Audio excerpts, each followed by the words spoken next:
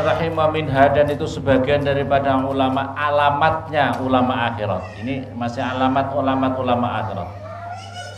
Ayakuna, supaya ada siapa ulama akhirat itu gharama ilin, itu tidak condong ila tarafuhi, pada enak-enakan atau suka apa tuh enak-enakan fil mat'ami, di dalam makanan, wal masrobi, dan minuman. Nah, ini termasuk tanda-tandanya ulama-ulama akhirat itu tidak mengambil pilihannya itu, pikirannya itu, motivasinya itu adalah bagaimana enak-enak dalam makanan, enak-enak dalam minuman, yang sederhana-sederhana, tidak usah yang mewah-mewah.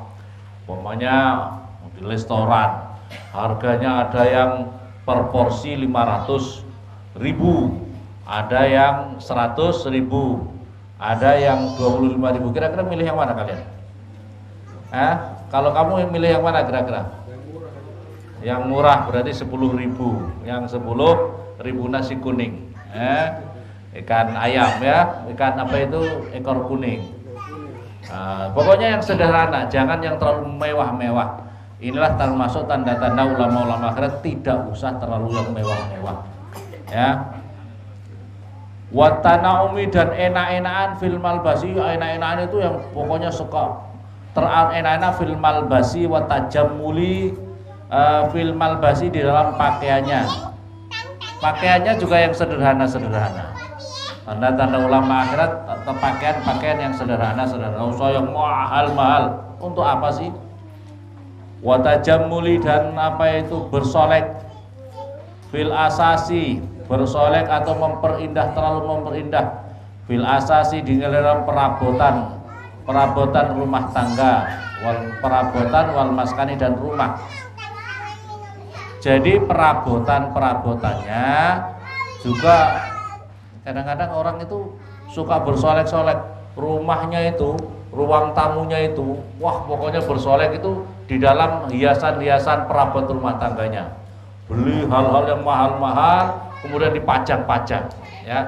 Rumahnya itu biasanya orang-orang suka berpajang-pajangan itu, tempat piring yang mahal, sendok yang mahal, gelas yang mahal, untuk dipajang. Kok Masya Allah, nggak usah yang seperti itu. Kalau pasang kitab Al-Quran, ya, buku-buku agama itu pajang yang begitu-begitu, itu mendidik. Tapi kalau hiasannya seperti yang apa, makanan, minuman, seolah-olah itu pikirannya itu ya makan, minum. Itu yang sederhana.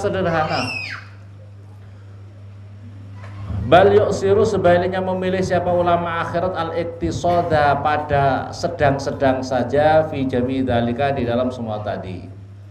Wa yatasabbahu, dan menyerupai siapa ulama akhirat fihi, di dalam mazkur bisalaf, dengan ulama-ulama salaf rahimallahu taala, ulama-ulama yang dahulu.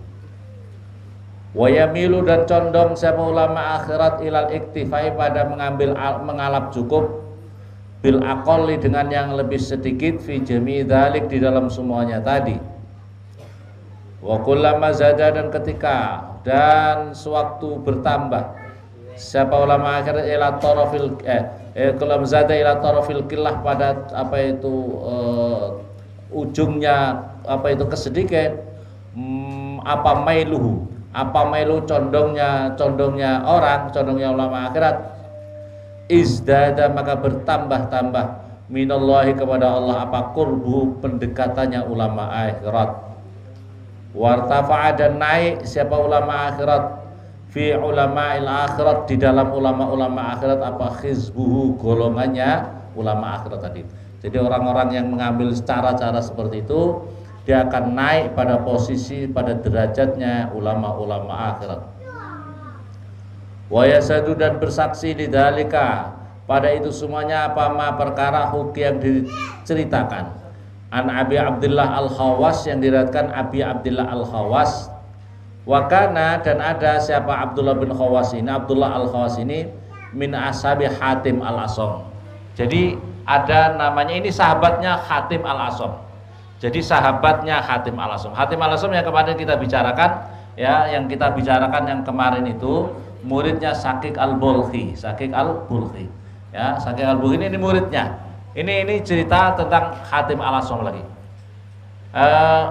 Orang itu begini ya, pentingnya hadirin, orang itu pentingnya itu punya sahabat orang-orang yang baik. Begitu juga ini wali. Wali itu juga punya sahabat-sahabat yang terbaik. Sahabat-sahabat para wali-wali. Teman-teman yang terbaik, teman-teman yang terbaik itu menjadi orang itu harus punya teman-teman yang baik. Ya, orang punya teman yang baik itu anugerah dari Allah Subhanahu wa taala. Jadi kalau kita diberikan anugerah oleh Allah teman yang baik yang bisa menjadikan sebab diri kita ini mendekat kepada Allah. Itu teman yang baik. Ya, paham ya? Kalau kita mau baik, maka carilah teman yang baik yang menginspirasi kita, yang menyebabkan kita semakin dekat sama Allah. Jangan mencari teman orang-orang yang justru semakin menyebabkan kita menjadi semakin jauh daripada Allah. Cari teman-teman yang baik itu. Maka pentingnya ini, memang hadirin yang dimuliakan oleh Allah, manusia itu macamnya memang ada, paling tidak kita dalam kehidupan ini ada 3 macam. Ya, hadirin, manusia itu pada keadaan diri kita, kehidupan kita itu ada 3 macam. Yang pertama adalah orang yang statusnya, derajatnya ada di atas kita. Ya, orang yang statusnya, derajatnya ada di atas kita. Ada orang yang status derajatnya itu sesama dengan kita. Ada orang-orang yang di bawah kita. Nah, kita ini harus paham, kita ini sesungguhnya derajat kita ini sampai di mana? Derajat kita itu sampai di mana? Nah, Islam mengajarkan kepada kita, kalau kita ini punya teman sahabat yang derajatnya lebih daripada kita. Namanya derajat itu kita punya keyakinan, dia itu lebih baik daripada kita. Derajat itu ada 2 macam. Derajat yang mendekat, orang itu derajatnya lebih tinggi di sisi Allah ataukah derajat di sisi penguasa. Ini beda. Yang dimaksud di sini adalah orang-orang yang mempunyai derajat tinggi lebih tinggi daripada derajat kita di sisi Allah Subhanahu wa taala. Maka di dalam hal ini kita harus, sikap kita harus mempunyai kamalul adab wa ta'zim wa taslim. Jadi kalau orang di atas kita di dalam derajatnya di sisi Allah, maka kita, sikap kita harus mempunyai sempurna, kita punya tata krama kepada orang itu, harus kita sempurna memuliakan orang itu karena Allah, wa taslim, dan berserah diri. Sama suatu contoh ya, seperti para sahabat sama Rasulullah, taslim, takzim total. Santri sama kiai ya, takzim, taslim, adabnya harus sesempurna mungkin. Jangan sampai mengecewakan, jangan sampai mengecewakan. Ini supaya hidup kita ini berkah. Ini aturannya kita. Yang menjadi kacau di tengah-tengah kita itu orang tidak tahu dirinya, tidak tahu posisinya, sembarangan saja, ayo. Sembarangan saja, santri sama kiainya sembarangan, atau status kedudukan ya, umpamanya anak sama orang tua itu mulia mana kedudukannya? Orang tua yang harus dihormat. Kadang-kadang anak sembarangan, tidak punya sopan. Yang hidup kacau itu gara-gara seperti ini. Kehidupan kacau itu tidak tahu posisinya, tidak tahu kedudukannya, tidak tahu martabatnya, itu sehingga kacau hidupnya. Anak sembarangan sama orang tua, ya, dan lain sebagainya. Mungkin tingkatan-tingkatan yang di bawahnya, seperti keponakan, seperti cucu, seperti apa, sehingga dirinya itu sakarepe dhewe. Ini yang menjadi kacau. Ini di dalam aturan Islam itu seperti ini. Jadi yang pertama, kalau kita berada pada posisi di bawah derajatnya, maka kita harus kamalul adab wa ta'zim wa taslim. Terus yang berikutnya lagi, kalau orang itu sejawat itu berarti setingkat.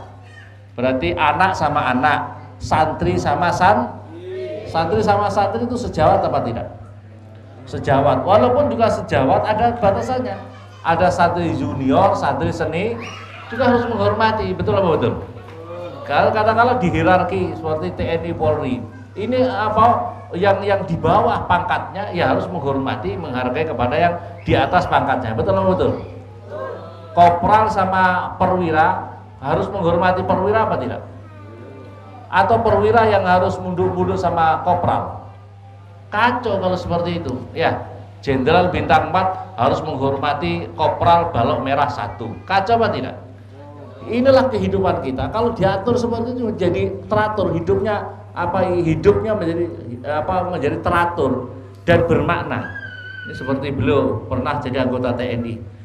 Coba di TNI itu kan hidupnya itu, kesatuannya itu menjadi hidup dan kokoh, kompak, solid. Sebab apa? Tahu memposisikan masing-masing.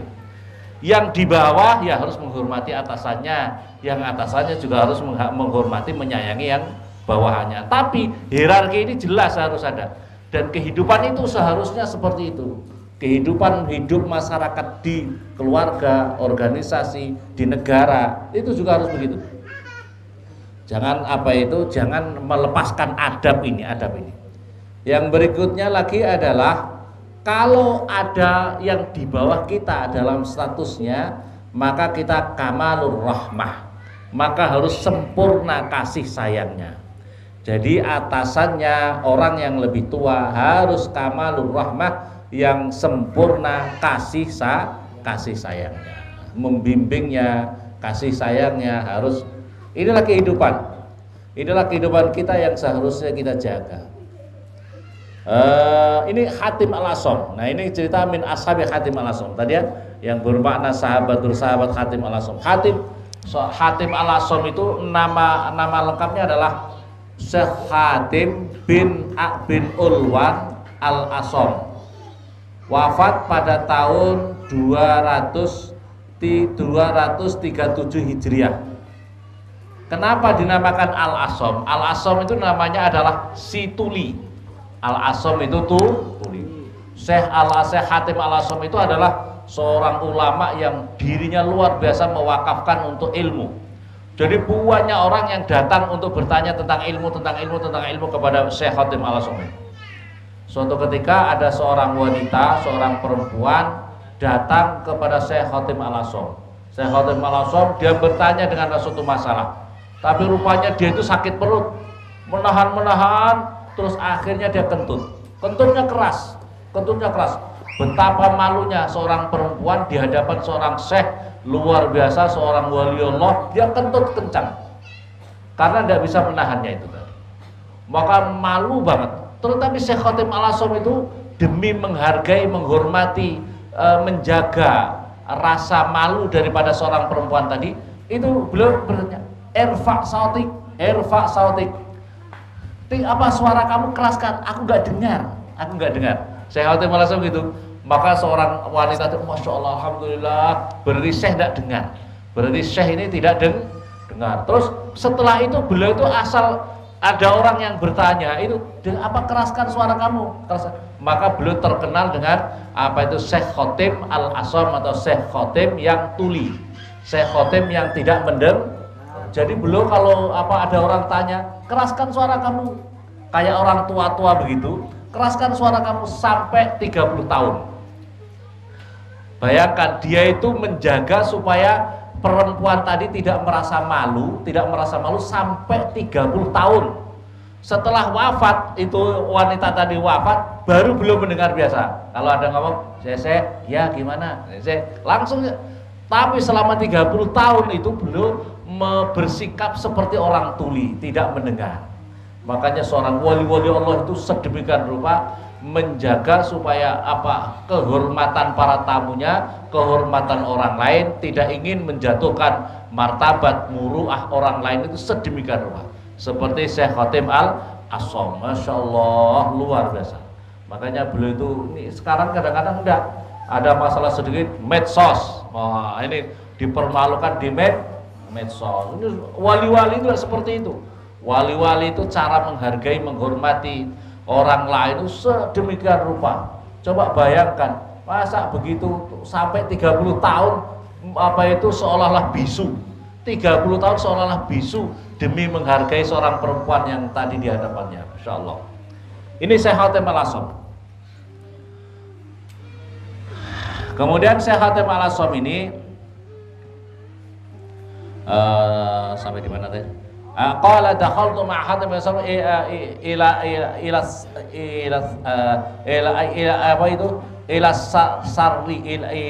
ila Sarri, apa di kota ini, di kota Sarri.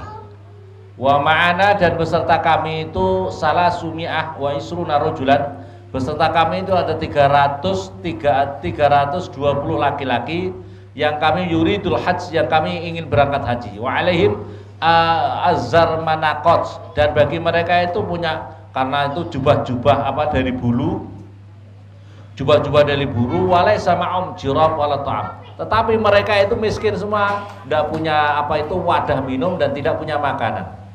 Fadakhalna ala rajulin minat tujar, kemudian kami masuk bertamu kepada seorang pedagang mutakasyif, yang apa itu, yang sangat apa itu sederhana.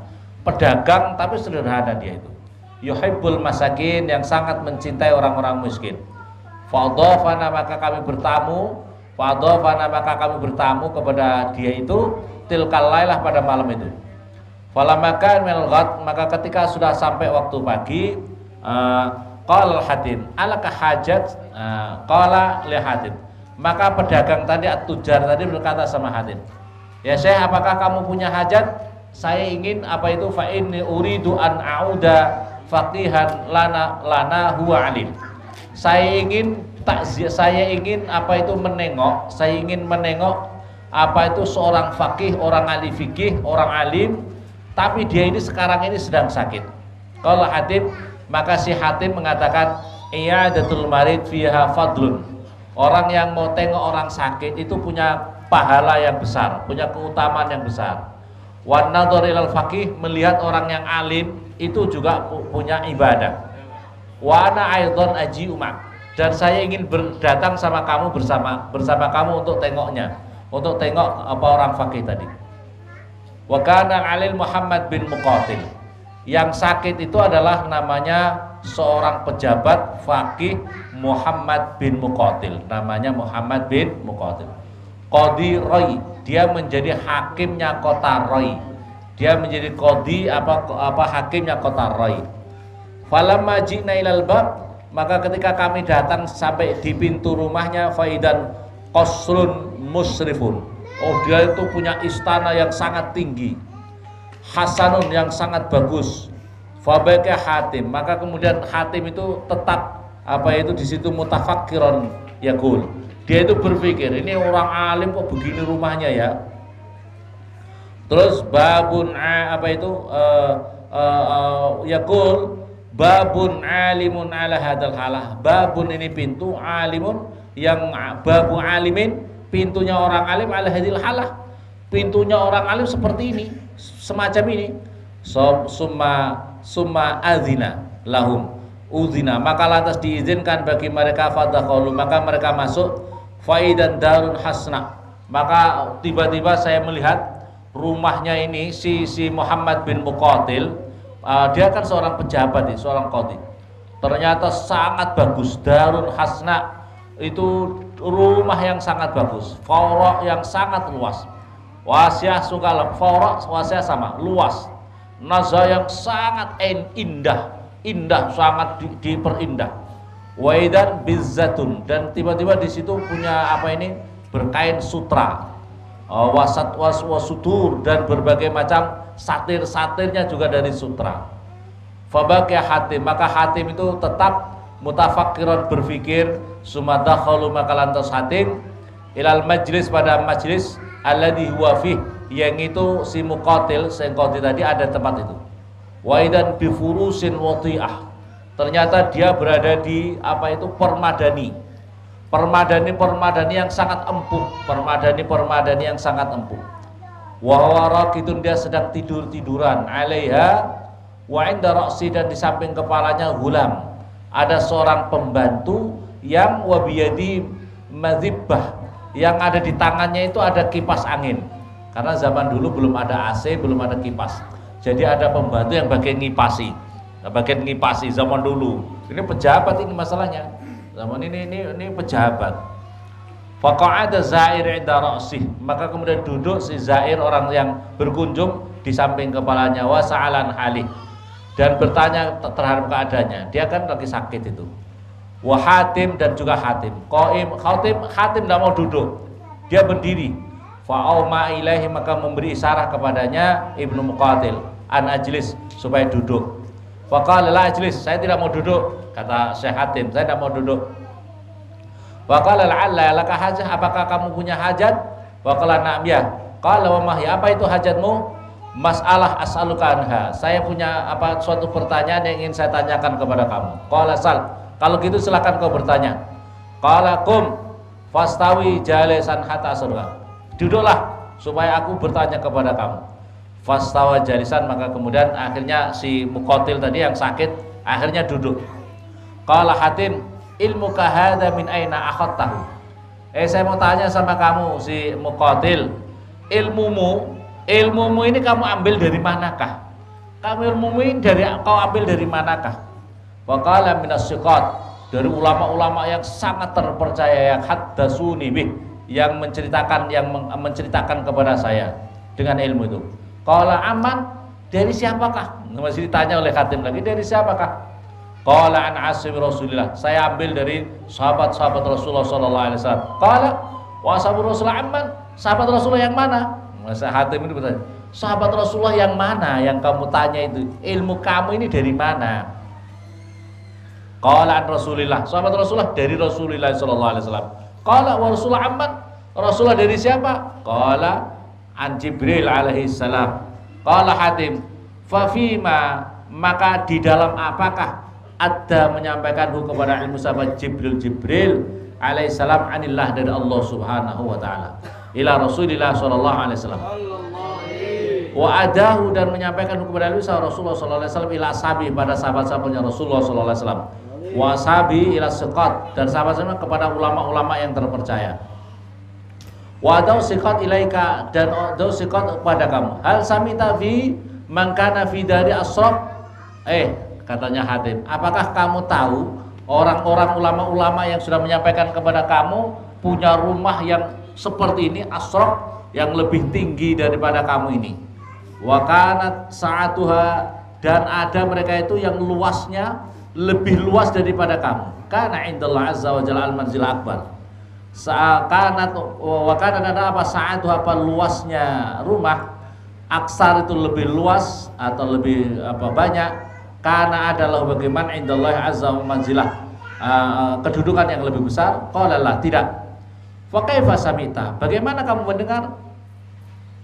Qala, berkata sahabat Ibnu Muqatil, sami'tu annahu sunnatul qadat man zahada fid dunya wa raghiba fil akhirah. Kata si Muqatil, terus akhirnya orang yang zuhud di dunia dan dia senang kepada akhirat, wa habbal masakin, dan mencintai orang-orang miskin, wa qaddima, dan mempersiapkan siapa orang li akhirat, pada akhirat zaman, kanat, maka ada lahu bagi man indallah sallallahu itu al manzilah, punya kedudukan yang tinggi. Qala lahu Hatim, maka berkatalah kepada Muqatil sahabat Hatim, fa anta biman iktadaita abin nabi, dan kamu ini siapa yang kau ikuti?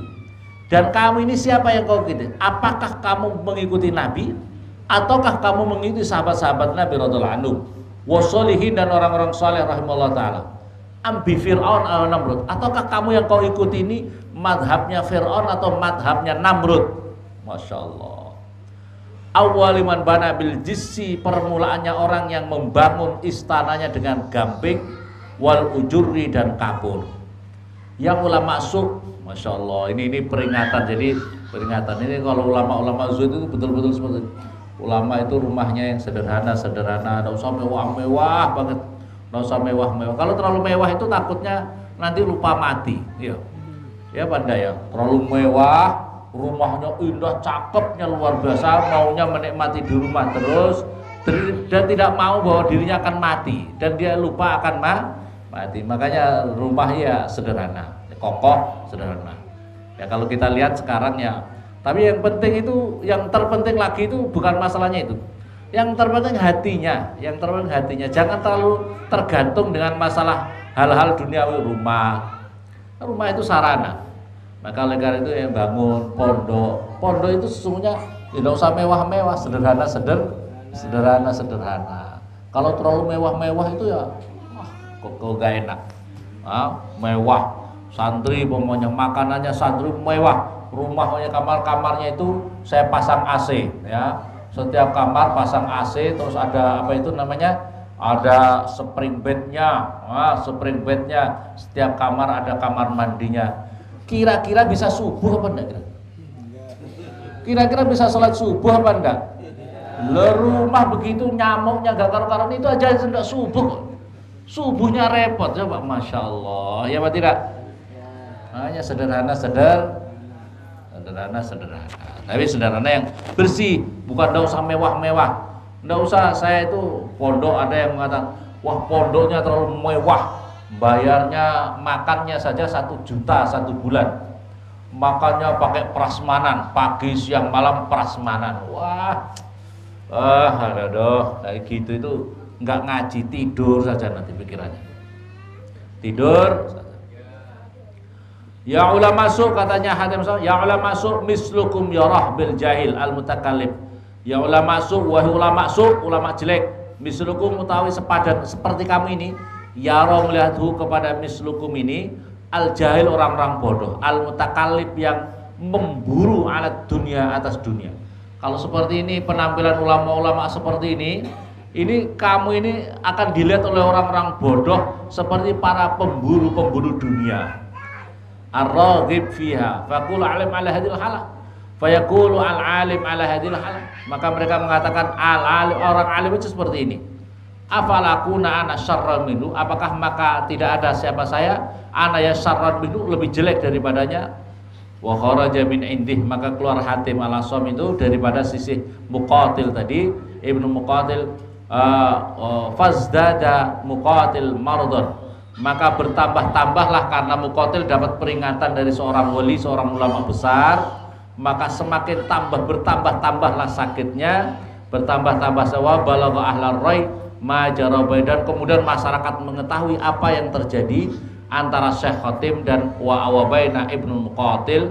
Faqalu apa fainal Muqatil faqalu inna apa itu faqalu, maka mereka berkata lahu inna tonafisi bikizwin, mereka mengatakan kepada Syekh Khatim, sesungguhnya ada pejabat lagi tonafisi bikizwin aksara tawassuan, yang lebih luas apa itu tawassuan lebarnya minhu dari Fasara Hatim muta'ammidan fatahalan wa qala rahimakallah ana rajulun ajam.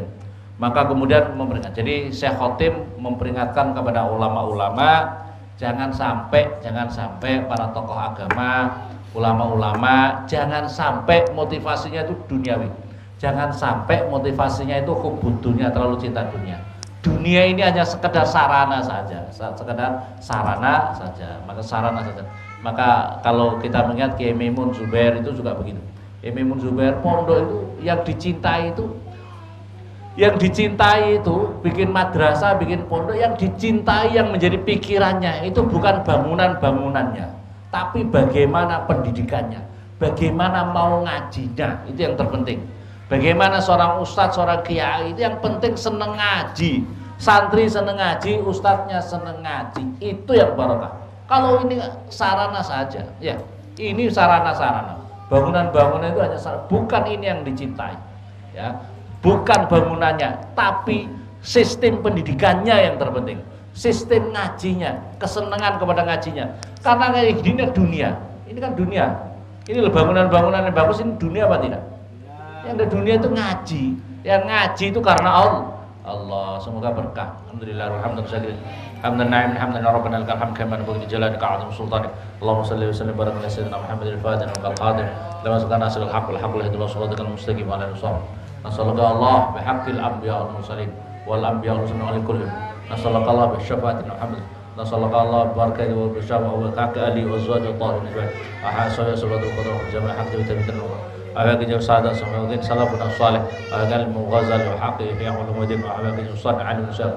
فحساد علم الحج أنت جعلنا يا الله أنت جعلنا أهل الزرية من أهل العلم الخير تجعلنا أهلا وذرية من أهل الخير ولا تجعلنا مكتوبا لنا الصحة والعافية والسلام والبركة في الدنيا.